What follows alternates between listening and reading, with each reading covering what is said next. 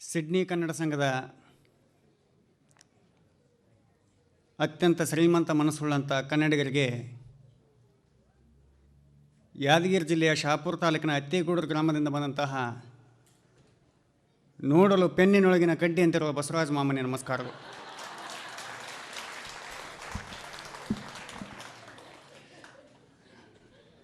ಸ್ವಲ್ಪ ಪಬ್ಲಿಕ್ ಮೇಲೆ ಲೈಟ್ ಹಾಕ್ಬೇಕು, ಆಡಿಯನ್ಸ್ ಮೇಲೆ ದಯವಿಟ್ಟು. ಯಾಕಂತಂದ್ರೆ ನೀವು ನಿಮ್ಮ ನಗುವಂಥ ಮುಖ ನಮಗೆ ಕಾಣಿಸ್ಬೇಕು.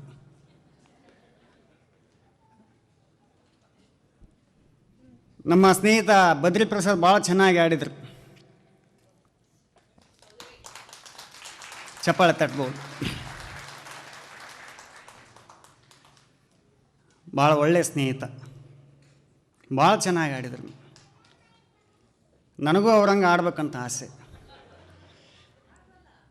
ನಾನು ಮೇಡಮ್ ಅವ್ರು ಅಂದಂಗೆ ಆಡ್ಲಿಕ್ಕೆ ಸ್ಟಾರ್ಟ್ ಮಾಡಿದ್ದೆ ಒಂದು ದಿವಸ ನಮ್ಮ ಹಳ್ಳಿಯಲ್ಲಿ. ಬಾಜು ಮನೆ ಮುದುಕಿ ಬಿದ್ದು ಅಳಕ್ಕೆ ಸ್ಟಾರ್ಟ್ ಮಾಡಿದ್ಲು.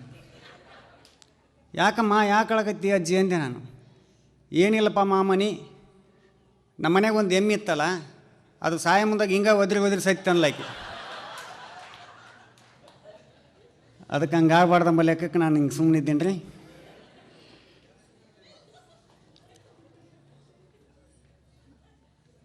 ಸ್ನೇಹಿತ ಬದ್ರಿ ಪ್ರಸಾದ್ ಅವ್ರಿಗೆ ನನ್ನ ಬಗ್ಗೆ ಬಹಳ ಒಳ್ಳೆಯ ಅಭಿಪ್ರಾಯ ಇದೆ.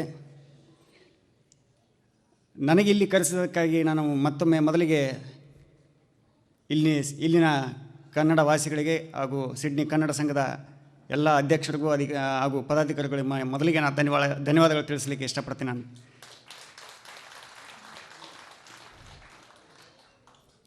ನಾನು ಎಲ್ಲ ಹೋಗ್ಲಿ ಫಸ್ಟ್ ನನ್ನ ದೇಹ ಸ್ಥಿತಿ ಬಗ್ಗೆನೇ ಮಾತಾಡ್ಕೊತೀನಿ. ನಾನು ಮನಸ್ಸು ಮಾಡಿದರೆ ಎರಡು ಹೊಂದಾಣಿಕೆ ಮಾಡ್ಬೋದಾಗಿತ್ತು. ನಾನು ಯಾಕೆ ಹಿಂಗೆ ನಿಂತೀನಿ ಅಂತಂದ್ರೆ, ಇದು ಬೇರೆ ಅಲ್ಲ ನಾನು ಬೇರೆ ಅಲ್ಲ ನನ್ನ ಲೆಕ್ಕಕ್ಕೆ ನಾನು ಹಿಂಗೆ ನಿಂತಿದ್ದೆ ಅಷ್ಟೇ. ನನಗೊಂದು ಸಲ ಮೈಯಲ್ಲಿ ಹುಷಾರಿದ್ದಿಲ್ಲ, ಆಸ್ಪತ್ರೆಗೆ ಹೋಗಿದ್ದೆ. ನಾನು ನೋಡಿದ ತಕ್ಷಣ ಕಂಪೌಂಡ್ರು ಡೈರೆಕ್ಟಾಗಿ ಒಳಗೆ ಬಿಟ್ಟ, ಫಸ್ಟ್ ನೀವು ನಡ್ರಿ ಅಂತ. ನಾನೇನು ತಿಳ್ಕೊಂಡೆ, ಇತ್ತೀಚೆಗೆ ಟಿ ವಿ ಚಾನಲ್ದಾಗ ನಾನು ನೋಡಿದಂಗೆ ಕಾಣಿಸ್ತಾನೆ, ನಾನು ಅಭಿಮಾನಿ ಇರ್ಬೇಕಂತ ತಿಳ್ಕೊಂಡು ಆ ಸಂತೋಷದಿಂದ ಒಳಗಡೆ ಹೋಗ್ತಾ ಇದ್ದೆ. ಒಂದು 20 ಜನ ಪೇಷಂಟ್ ಮೊದಲ ಬಂದು ಕುಂತಿದ್ರು. ಅವರೆಲ್ಲ ಸಿಟ್ಟಿಗೆ ಬಂದರು. ಲೇ ಮಗನ, ನಾವು ಬಂದು 1 ತಾಸಾಯಿತು, ನಮಗೆ ಒಳಗೆ ಬಿಟ್ಟಿಲ್ಲ, ಆ ಮಹಾಮನಿಗೆ ಯಾಕೆ ಒಳಗೆ ಬಿಟ್ಟು ಅಂತ ಕೇಳಿದರು. ಇಷ್ಟಂದು ಕೂಡಲೇ ಕಂಪೌಂಡ್ರ್ ಅಂದ, ಏಯ್ ನೋಡಿದ್ರೆ ಗೊತ್ತಾಗ್ಲನ ಪೇಷಂಟ್ ಭಾಳ ಸೀರಿಯಸ್ ಅದಂದು. ನಮಗೆ ಒಂದು ದಿನ ಜ್ವರ ಬಂತಂದ್ರೆ ಕಣ್ಣು ಮತ್ತು ಗಲ್ಲಗಳೊಳಗೆ ಹೋಗ್ತಾರೆ, ಈಗ ಆಗ ಸಾಯ್ತೀವಿ ಅನ್ನಂಗೆ ಅನಿಸ್ತೀವಿ ನಾವು. ಈ ಮಾತನ್ನು ಕೇಳಿಸ್ಕೊಂಡು ಅತ್ಯಂತ ದುಃಖದಿಂದ ಒಳಗಡೆ ಹೋದೆ ನಾನು. ಡಾಕ್ಟ್ರ್ ಕೇಳಿದರು, ಏನಾಯ್ತು ರೀ ಮಹಾಮನಿ ಅಂತ ಕೇಳಿದರು. ಏನಿಲ್ಲ ರೀ ಸರ್, 1 ತಿಂಗಳಾಯ್ತು ಕೆಮ್ಮಾಗ್ಯದ, ಕೆಮ್ಮು ಕಡಿಮೆ ಆಗಿಲ್ಲ, ಭಾಳ ಮಾಡಿ ಕಫ ಆಗಿರ್ಬೇಕು, ದಯವಿಟ್ಟು ಎಕ್ಸ್ರೇ ತೆಗೆದು ನೋಡ್ರಿ ಅಂದೆ ನಾನು. ಡಾಕ್ಟ್ರ್ ಅಂದರು, ಏನು ಎಕ್ಸ್ರೇ ತೆಗೆದು ಬೇಕಾಗಿಲ್ಲ ಮಾಮನಿ, ಅಂಗಿ ಬೀಚ್ನಿಲ್ಲ ಎಲ್ಲ ಕಾಣ್ತಂದ್ರೆ ಅವ್ರು.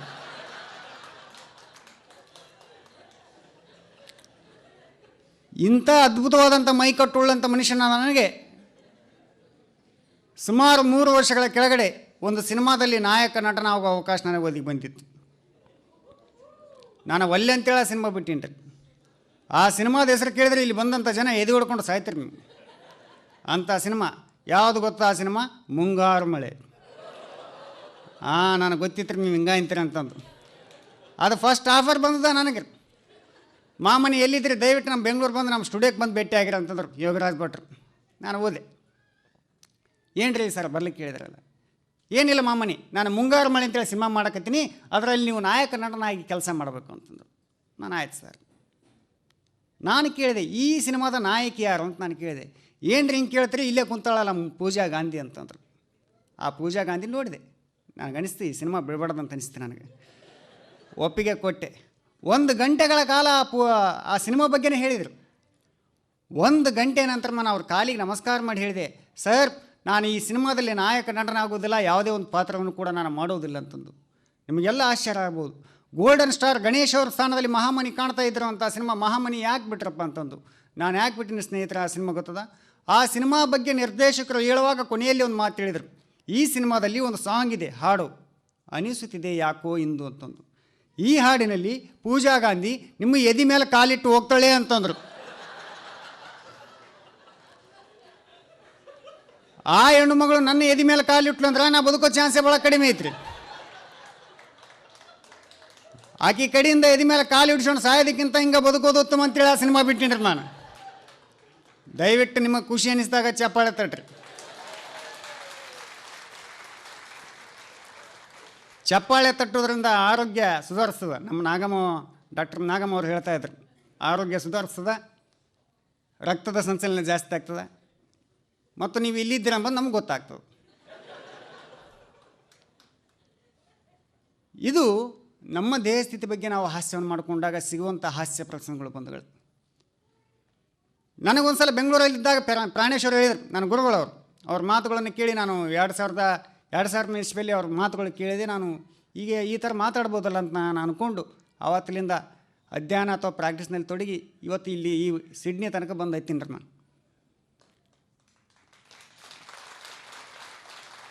ನಮ್ಮ ಭಾಷೆ ಭಾಳ ವಿಚಿತ್ರ ಐತ್ರಿ, ದಯವಿಟ್ಟು ಸ್ವಲ್ಪ ಅಡ್ಜಸ್ಟ್ಮೆಂಟ್ ಮಾಡ್ಕೊಡ್ರಿ. ನಮ್ಮ ಮಾತಾಡುವಾಗ ಯಾವಾಗ ಏನು ಬರುತ್ತೆ ಅಂಬೋದು ನಮಗೆ ಗೊತ್ತಿರಂಗಿಲ್ಲ.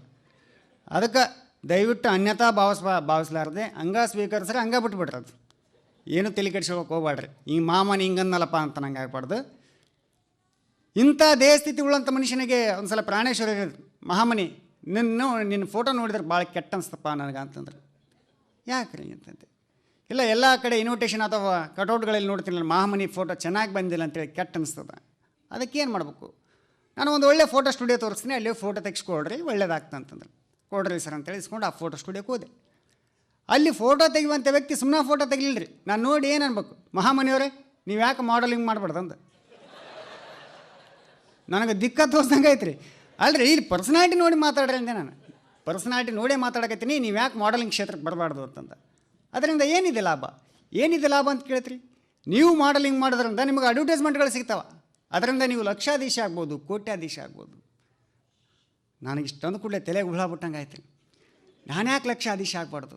ನನಗೆ ಅಡ್ವರ್ಟೈಸ್ಮೆಂಟ್ ಯಾರು ಕೊಡ್ತಾರೆ ಅಂತ ಕೇಳಿದೆ ನಾನು. ನೀವು ಅನ್ರಿ, ನಾನು ಕೊಡಿಸ್ತೀನಿ. 1 ತಿಂಗಳಾದ್ಮೇಲೆ ಬಂದು ನೋಡ್ರಿ, ಬೆಂಗಳೂರಾಗ ಎಲ್ಲ ಕಡೆ ನಿಮ್ದ ಫೋಟೋ ಅಂದ. ಆತನ ಮಾತು ಕೇಳಿ ಒಂದು ಫೋಟೋ ಕೊಟ್ಟೆ ಬಂಧುಗಳೇ.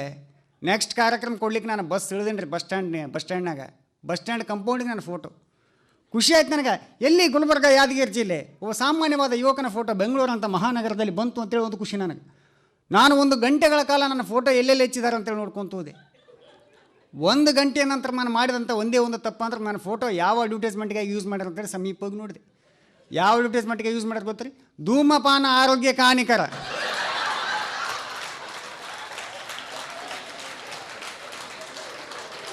ಬೀಡಿ ಮತ್ತು ಸಿಗರೇಟ್ ಸೇದಿದ್ರೆ ಸಾಯ ಮುಂದಾಗ ಹಿಂಗಾಗ್ತಾನೆ ಅಂತೇಳಿ ತೋರ್ಸಕ್ಕೆ ನನ್ನ ಫೋಟೋ ಯೂಸ್ ಮಾಡ್ಯಾರ. ಎಂತೆಂಥ ಜನ ಸ್ವಾಮಿ. ಅಬ್ಬಾ. ಬೆಂಗಳೂರಲ್ಲಿ ಕೆಲವೊಂದು ಅನಾಹುತಗಳನ್ನ ನಾನು ಅನುಭವಿಸೀನಿ. ಒಬ್ಬರು ಕನ್ನಡ ಸಂಘದವ್ರು ಬಂದು ಭೇಟಿಯಾದ್ರು. ಮಾಮನಿ ನಮ್ಮ ಕನ್ನಡ ಸಂಘಕ್ಕೆ ಬಂದು ಆ ಆಶಾ ಸಂಜೆ ನಡೆಸ್ಕೊಡ್ಬೇಕಂತಂದ್ರೆ ನಾನು ಆಯ್ತು ಸರ್.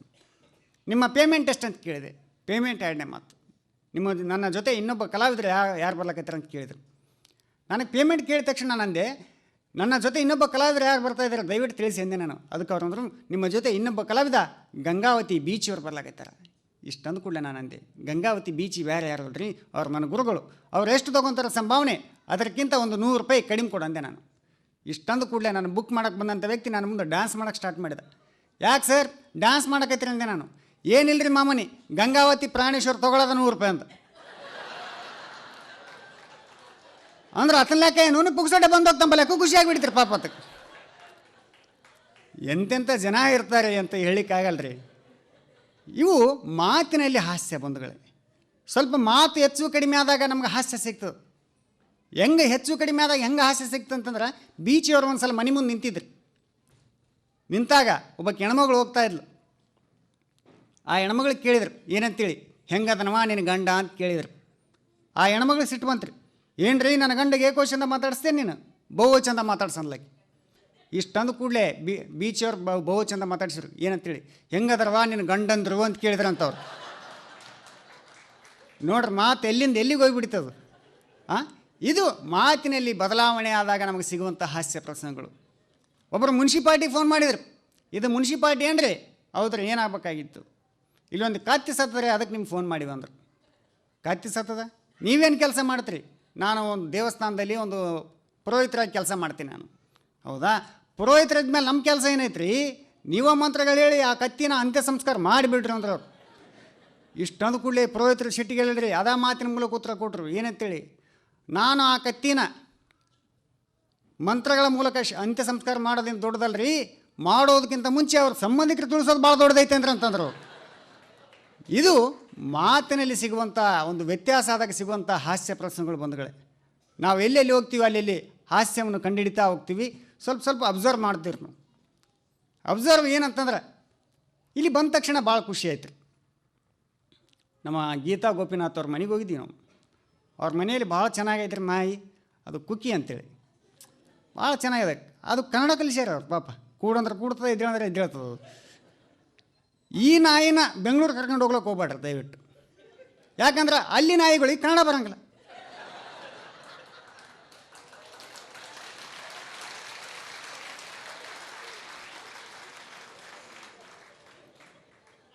ಇದು ಭಾಳ ಒಳ ಅರ್ಥನೇ ಬೇರೆ ಐತ್ರಿ. ಇದು ನಾನು ಹೇಳಿದ ಮೇಲೆ ಅರ್ಥದಲ್ಲಿ ಒಳ ಅರ್ಥ ಬೇರೆ ಐತೆ. ಯಾಕಂತ ಎರಡೆರಡು ನಮೂನಿ ಮಾತುಗಳು ಇರ್ತವೆ. ಒಂದು ಮಾತು ಹೇಳ್ತೀನಿ ರೀ, ಚಂಪ ಅವ್ರ ಒಂದು ಘಟನೆ ನೆನಪು ಮಾಡ್ಕೊತೀನಿ ನಾನು. ಒಂದು ಸಲ ಮಗ ಕಾಡಿಸ್ತೀನಿ ನನ್ನ ಅಪ್ಪಗೆ ಏನಂತೇಳಿ, ಅಪ್ಪ ನನಗೆ ಬೂಟ್ ಕೊಡಿಸು, ಅಪ್ಪ ನನಗೆ ಬೂಟ್ ಕೊಡಿಸು, ಅಪ್ಪ ನನಗೆ ಬೂಟ್ ಕೊಡಿಸು ಅಂತ. ಅವರಪ್ಪ ಒಟ್ಟು ಬೂಟ ಕೊಡಿಸ್ಲಿಲ್ಲ ರೀ. ಮಗ ಸಿಟ್ಟಿಗೆದ್ದ, ಅಪ್ಪ ನೀ ನನಗೆ ಬೂಟ್ ಕೊಡಿಸ್ತೋ ಏನು ಆ ಚಪ್ಪಲಿ ತೊಗೊಲ್ಲ ನಾನು.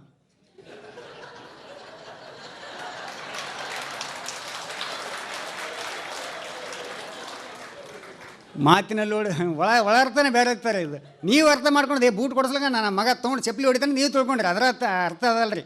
ಬೂಟ್ ಕೊಡಿಸ್ಲಿಕ್ಕೆ ಅಂತಂದ್ರೆ ನಾನು ಚಪ್ಪಲಿ ತೊಗೊಂತೀನಿ ನನ್ನ ಲೆಕ್ಕಕ್ಕೆ. ಇದು ಮಾತಿನಲ್ಲಿ ಒಳ ಅರ್ಥಗಳು ಇಷ್ಟೆಲ್ಲ ಅದಾವ್ರಿ.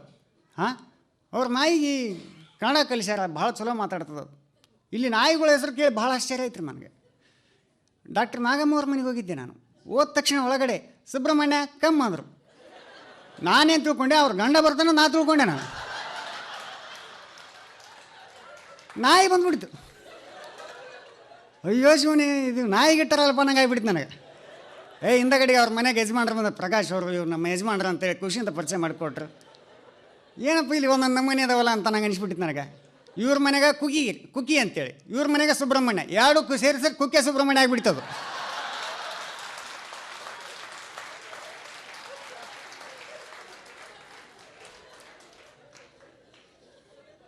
ನಿನ್ನೆ ನಾವೆಲ್ಲ ಇದಕ್ಕೆ ಹೋಗಿದ್ದೀರಿ, ಯಾವುದು ಒಂದು ಹಡಗಿನಲ್ಲಿ ಕರ್ಕೊಂಡು ಹೋಗ್ತಾರೆ ಅಲ್ಲೆಲ್ಲ. ಹಾಂ, ಅಲ್ಲಿ ಎಲ್ಲ ಹೋಗಿದ್ದೀವಿ ನಾವು. ಅಲ್ಲೆಲ್ಲ ಏನೋ ಒಂದು ಮಸಾಜ್ ಮಾಡೋ ಒಂದು ಸೆಂಟ್ರ್ ಇತ್ತು. ಅಲ್ಲಿ ಮಸಾಜ್ ಮಾಡೋ ಸೆಂಟ್ರದಲ್ಲಿ ನಮ್ಮ ಬದ್ರಿಪ್ರಸಾದ್ ಕೇಳಿದ, ಮಹಾಮನಿಯವ್ರಿಗೆ ಮಸಾಜ್ ಮಾಡ್ತಾರೆ ಅಂತ ಕೇಳಿದ. ಒಬ್ಬಕ್ಕೆ ಲೇಡಿ ಇದ್ಲಾಕಿ, ಏನೋ ತಿಕ್ಲಾಕತ್ತಿಲ್ಲ ಪಾಪಾಕಿ. ಆಕಿಗೆ ಹೋಗಿ ಕೇಳಿದ, ಮಹಾಮನಿಯವ್ರಿಗೆ ಮೆಸೇಜ್ ಮಾಡ್ತಾರ ಅಂತಂದ. ಆಕೆ ನಾನು ನೋಡಿ ನೋ ಅನ್ಲಾಕಿ. ಆಕೆ ಯಾಕೆ ಅಂದ್ಲು ಅಂತ ನನಗೆ ಗೊತ್ತಾಯ್ತು. ನನ್ನ ದೇಹದಾಗ ಬರೀ ಎಲ್ವೋ ಅವ್ರಿ ಮಾಂಸನೇ ಇಲ್ಲ ನನ್ನ ಅದ್ರಾಗ. ಆಕೆ ಮಾಡದೆ ಇದ್ದದ್ದೇ ಒಳ್ಳೇದಾಯ್ತು ಅಂತ ಹೇಳಿ ನಾನು ಸುಮ್ಮನೆ ಅದೇ, ಆಕೆನೂ ಸುಮ್ಮನೆ ಅಲ್ಲಿ ಪುಣ್ಯಾತ್ಗೀತಿ. ಭಾಳ ಖುಷಿ ಅನ್ನಿಸ್ತು. ನಾವು ಎಲ್ಲೆಲ್ಲಿ ಹೋಗ್ತೀವೋ ಅಲ್ಲಿ ಒಂದು ಹಾಸ್ಯ ಪ್ರಸಂಗಗಳು ನಾವು ಕಂಡುಹಿಡ್ತೀವಿ ಅಂತೇಳಿ ಹೇಳಿದ್ವಿ ಬಂಧುಗಳೇ. ಇವು ಸಹಜ ನಮ್ಮ ಜೀವನದಲ್ಲಿ. ನಾಯಿಗಳ ಬಗ್ಗೆನೇ ಹೇಳ್ತಾ ಇದ್ದೆ ನಾನು. ಬಂದ ತಕ್ಷಣ ನಾನು ನೋಡಿ ಗೋಪಿನಾಥ್ ಅವ್ರ ಮನೇಲಿ ನಾಯಿ ಬೊಗಳಿತು. ನಾನು ಅಂದೆ, ಸರ್ ನಾನು ನೋಡಿ ಯಾಕೆ ನಾಯಿ ಬೊಗಳಕೈತದ ಅಂದೆ ನಾನು. ಅದಕ್ಕೆ ಗೋಪಿನಾಥ್ ಅವ್ರು ಅಂದರು, ಅದು ಯಾಕೆ ತಲೆ ಕೆಡ್ಸಿಂತೀರಿ, ಬೇಡ್ರಿ ಮಾಮನಿ ಈಗ ಬಂದಿರಿ ಬರ್ರಿ ಅಂತಂದ್ರೆ. ನನಗೆ ಯಾಕೋ ಅದು ಹೋಗಲೇ ಇಲ್ಲ. ಅದು ಗೀತಾ ಮೇಡಮ್ ಅವ್ರಿಗೆ ಕೇಳಿದೆ, ಗೀತಾ ಮೇಡಮ್ ಅವ್ರಿಗೆ ನಾಯಿ ನಾನು ನೋಡಿ ಯಾಕೆ ಬೊಗಳಕೈತದಂದೆ. ಹೋಲ್ಬಿಡ್ರಿ ಅದೇನು ಕೇಳ್ತಾರೆ ಅಂತಂದ್ರೆ. ನನಗೆ ಅದು ಡೌಟ್ ಕ್ಲಿಯರ್ ಆಗೋಲ್ದು. ಓಂಕಾರ ಸ್ವಾಮಿಯವ್ರು ಕೇಳಿದೆ, ಓಂಕಾರ ಸ್ವಾಮಿಯವ್ರೆ ಏರ್ಪೋರ್ಟ್ಲಿಂದ ನೀವು ಇಲ್ಲಿ ತನಕ ಕರ್ಕೊಂಡ್ಬಂದಿರಿ, ನೀವೇ ಕರೆಸ್ಕೊಂಡಿರಿ, ದಯವಿಟ್ಟು ಆ ಡೌಟ್ ನಾನು ಕ್ಲಿಯರ್ ಮಾಡಬೇಕು, ನಾಯಿ ಯಾಕೆ ಬೊಗಳಿತ್ತು ಹೇಳ್ರಿ ಅಂದೆ ನಾನು. ಅದಕ್ಕೆ ಓಂಕಾರ ಸ್ವಾಮಿಯವ್ರು ಎಂಥ ಉತ್ತರ ಕೊಡ್ಬೇಕು ರೀ. ನಾಯಿ ಯಾಕೆ ಬೊಗಳಿದ್ದು ಗೊತ್ತಾಗ್ಬೇಕು ನಿಮ್ಗೆ. ಒಂದೂರು ನಾಯಿ ಕಂಡ್ರೆ ಇನ್ನೊಂದೂರು ನಾಯಿಗೆ ಆಗಿ ಬರೋಂಗಿಲ್ಲ ಅಂತಂದ್ರು. ಎಂಥ ಮಾತ್ರ ಇದೆ, ಬೇಕಾಗಿತ್ತ ನನಗಿದು. ಇವು ಸಹಜ ನಮಗೆ. ನಮ್ಮ ಬದ್ರಿಪ್ರಸಾದ್ ಅವರು ಹಾಡುವಾಗ ಸಿಡ್ನಿಯ ಗೊಂಬೆ ಅಂತೇಳಿ ಆಡಿದರು. ಯಾವ ಕಡೆ ನೋಡ್ಕೊಂಡು ಆಡ್ಲಾಕತ್ತೀರ ತಿಳಿಯೋದು ನಮಗಿನ್ನ. ಅವ್ರ ಮದುವೆ ಆಗಿಲ್ಲ ಪಾಪ, ಇನ್ನೂ ಸರ್ಚಿಂಗ್ದಾಗ ಅದಾರ ಪಾಪ ಅವರು. ಭಾಳ ಜನಕ್ಕೆ ಗೊತ್ತಿಲ್ಲ ಅದು. ಹಾಂ, ಇವು ಸಹಜ. ನಾವು ಈಗ ನೋಡ್ರಿ, ನಮ್ಮನ್ನು ನಾವು ಹಾಸ್ಯಕ್ಕೆ ಒಳಪಡಿಸ್ಕೋಬೇಕು ಅಂದ್ರೆ ಇನ್ನೊಬ್ಬರ ಬಗ್ಗೆ ಹಾಸ್ಯವನ್ನು ಮಾಡ್ಕೊಳ್ಳೋಕೆ ನಮ್ಗೆ ಭಾಳ ಅನುಕೂಲ ಅಂತೇಳಿ ಒಂದು ನಮ್ಮ ಮಾತು. ನಮ್ಮ ಕಡೆ ಬಸ್ಸೆಲ್ಲ ಭಾಳ ಗಲೀಜಾಗಿರ್ತಾವ್ರಿ. ನಿಮ್ಮಷ್ಟು ಸ್ವಚ್ಛ ಇರುವಂಥ ಬಸ್ಗಳು ನಮ್ಮ ಕಡೆ ಸಿಗಂಗಿಲ್ಲ ರೀ. ಸಿಕ್ಕರು ಕೂಡ ಭಾಳ ಅಪರೂಪ. ಅದು ಬೆಂಗಳೂರಲ್ಲಿ ನಾವು ಕಾಣ್ಬೋದು. ಉತ್ತರ ಕರ್ನಾಟಕ ಕಡೆ ನೀವು ಬಂದ್ರಂತ ಬಸ್ ಭಾಳ ಗಲೀಜಾಗಿರ್ತಾವ್ರಿ. ಒಬ್ಬ ಬಸ್ನಾಗ ಹತ್ತಿದ, ಹತ್ತಿ ಏನಂದ, ಬಸ್ಸಾನ ಇವನು ಗಲೀಜಾಗ್ಯದ, ಗಬ್ಬೆದ್ದೋಗ್ಯದ, ಇದು ಬಸ್ ಅಲ್ಲ, ಇದು ಮುನ್ಸಿಪಾಲ್ಟಿ ಡಬ್ಬ ಅಂದ. ಇಷ್ಟೊಂದು ಸುಮ್ಕೂಡ್ಲಿಲ್ರಿ. ಆ ಡ್ರೈವರ್ ಕೇಳಿಬಿಟ್ಟ ಏನಂತೇಳಿ, ಈ ಮುನ್ಸಿಪಾಲ್ಟಿ ಡಬ್ಬ ಯಾವಾಗ ಬಿಡ್ತೀರ ಅಂತ ಕೇಳಿದ. ಅದಕ್ಕೆ ಡ್ರೈವರ್ ಅಂದ, ಕಸ ತುಂಬಿದ ಮೇಲೆ ಬಿಡ್ತೀವಿ ಅಂದವ.